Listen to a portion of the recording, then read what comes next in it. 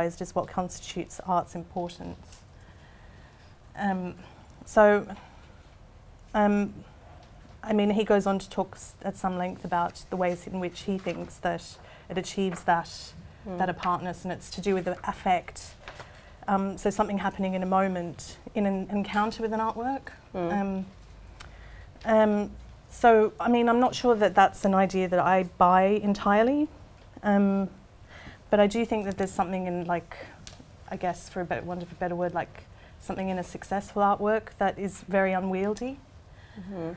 And this idea of an excess, and presents this idea of an excess that, you know, as Sullivan says, that leaves artworks apart from other things in the world, potentially.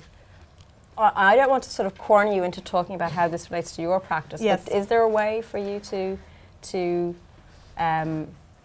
give a sense of how one might try to do that, or is it something that you can, are there strategies? I mean, we talked about a set of strategies that you might be interested in to make something that somehow resists or creates there's some sort of excess or and the strategies that you talked about were around making an object that was evasive, making it invisible.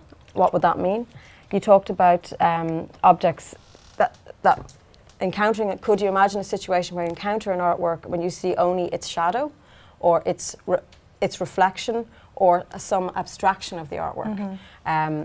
You also talked about what does it mean to constantly revise an artwork?